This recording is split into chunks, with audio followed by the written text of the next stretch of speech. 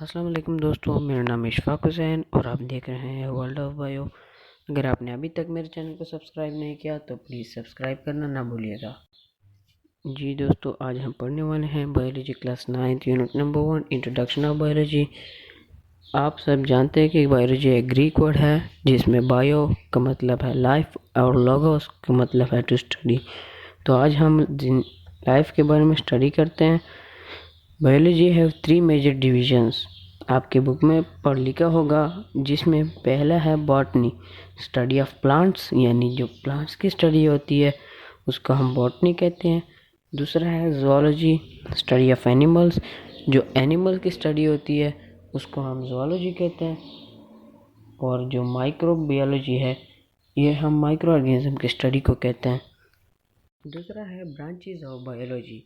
इनमें से बायोलॉजी के मेन 16 ब्रांचेस हैं। इनमें से जो दूसरा है हमारे पास फार्माकोलॉजी। इनमें से हमें ये मालूम होता है कि प्लांट का एक सेल है या फिर एनिमल का एक सेल है, उसका शेप कैसा है।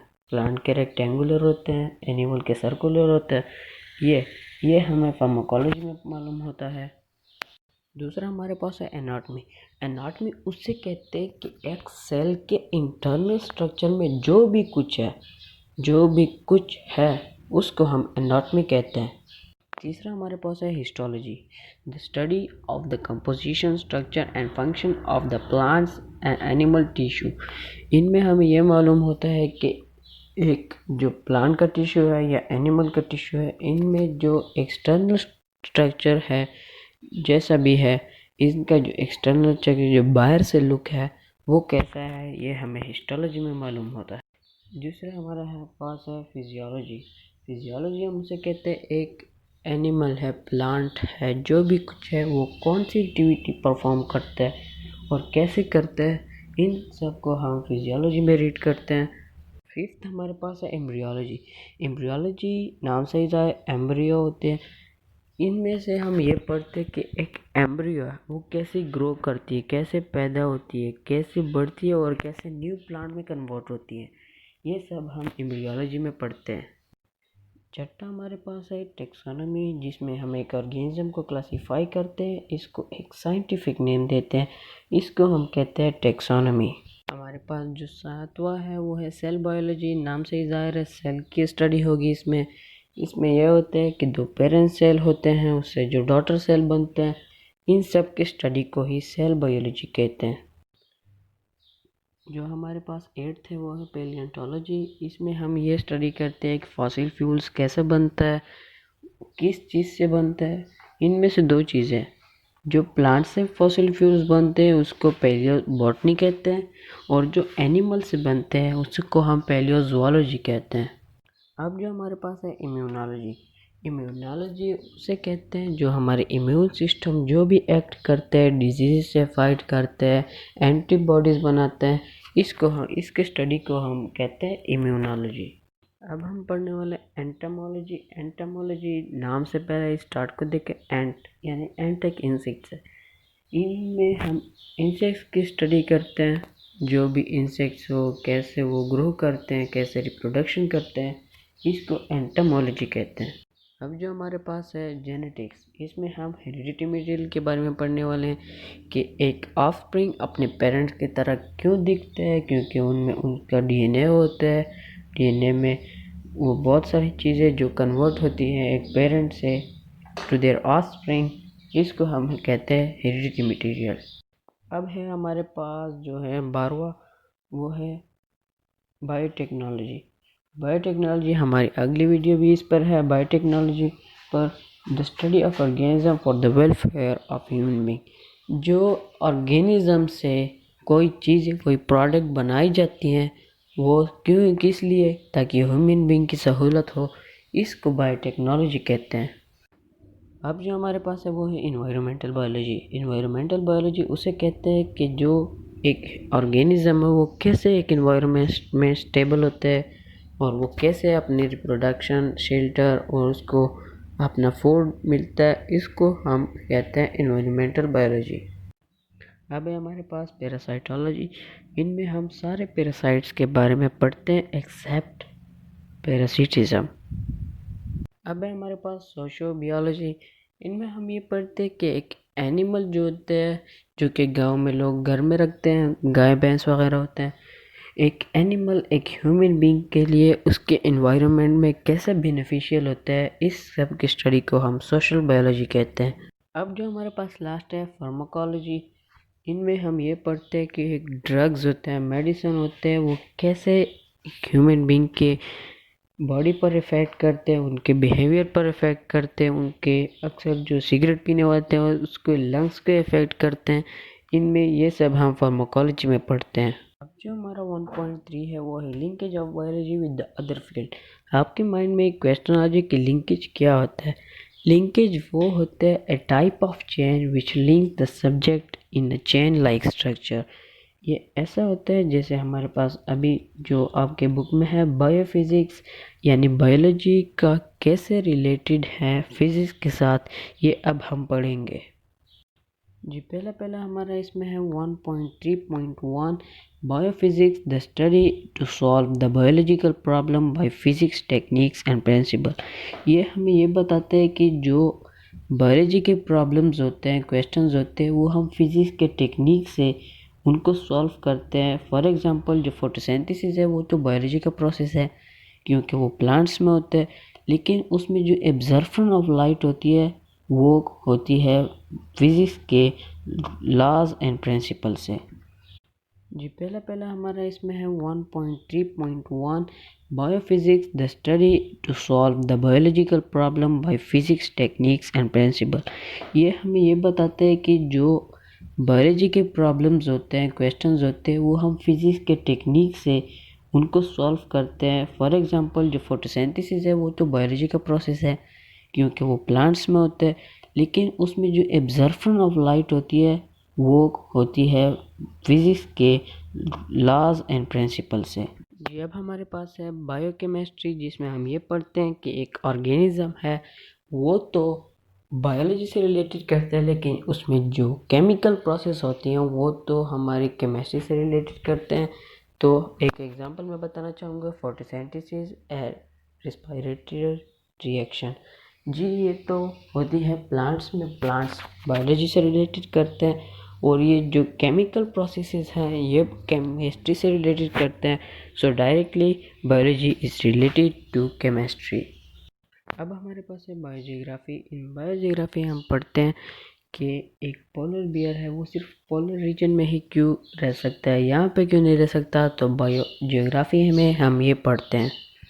अब है बायोस्टैटिस्टिक, इसको हम बायोमेट्री भी कहते हैं। इसमें हम ये पढ़ते हैं कि एक ह्यूमन बीइंग है उसमें एक से दूसरी बोन, फॉर एग्जांपल है ये, एक से दूसरी बोन कितनी लंबी है, कितनी दूर है, ये हम बायो स्टैटिस्टिक या बायोमेट्री में हम पढ़ते हैं। अब है बायो इकोनॉमिक्स।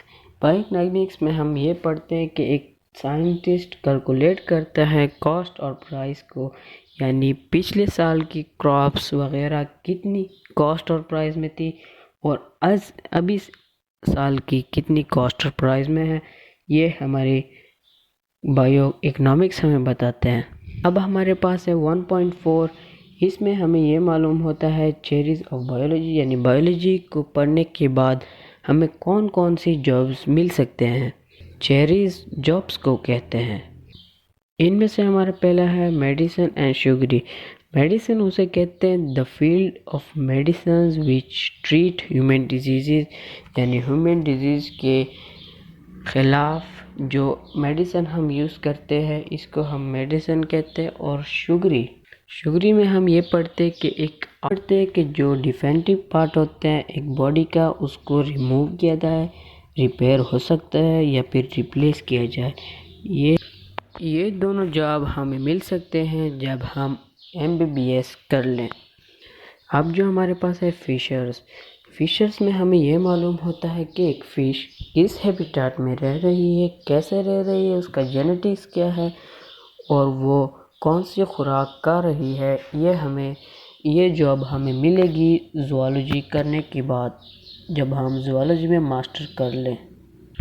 जब कोई भी आदमी OPT एग्रीकल्चर में कर लेता है तो उसे एग्रीकल्चरिस्ट कहते हैं, और ये जॉब उन्हीं को मिलती है और उनकी जॉब एक लाइफ स्टॉक डिपार्टमेंट में या फिर होती है या फिर क्रॉप्स के डिपार्टमेंट में।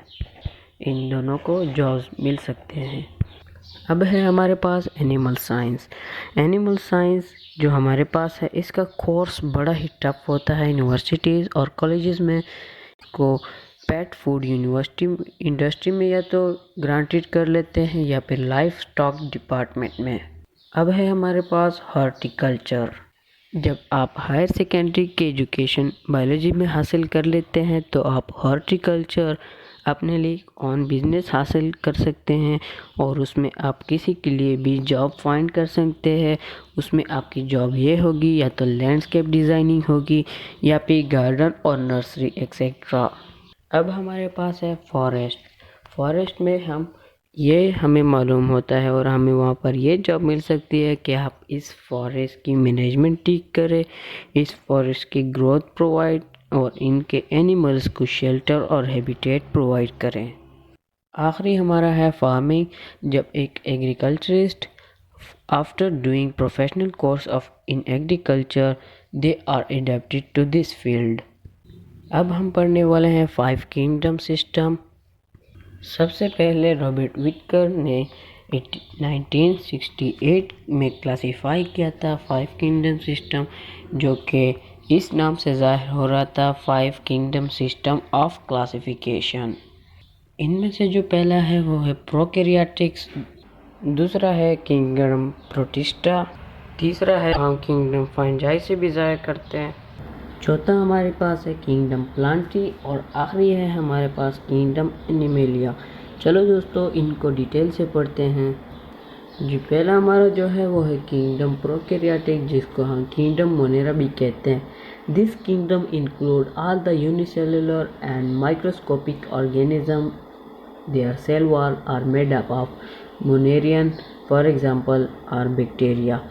यानी इसमें हमें ये बताया जाता है कि जो किंगडम है ये वाला, इनमें सारे जो एनिमल आते हैं वो यूनिसेलुलर है और माइक्रोस्कोपिक ऑर्गेनिज्म है।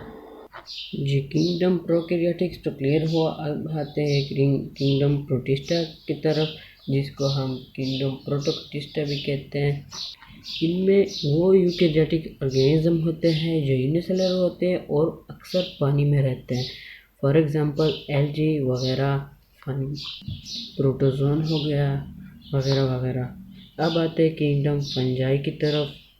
इसमें यही यूकैरियोटिक ऑर्गेनिज्म होते हैं लेकिन मल्टी सेलुलर होते हैं ये, लेकिन इनके एग्जांपल हैं मशरूम, ईस्ट वगैरह।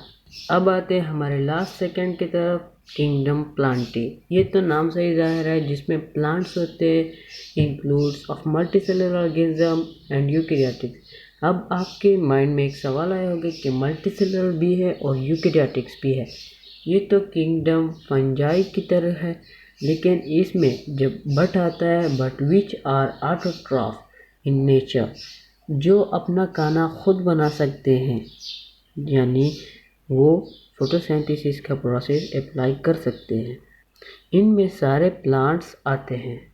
अब आते हैं हमारे लास्ट की तरफ, किंगडम एनिमेलिया। इनमें सब एनिमल्स होते हैं जो कि मल्टीसेलुलर भी होते हैं और यूकैरियोटिक्स भी होते हैं, मगर वो हेटेरोट्रॉफ्स होते, वो अपना खाना खुद नहीं बना सकते। For example jellyfish, worms, fishes और मैमल्स एक्सेट्रा। चलो दोस्तों, मिलते हैं अपनी दूसरी वीडियो में। नेक्स्ट वीडियो तक उम्मीद करता हूँ आप लोग सब ठीक खैरियत से होंगे और प्लीज़ मेरे सब चैनल को सब्सक्राइब करना ना भूलिएगा।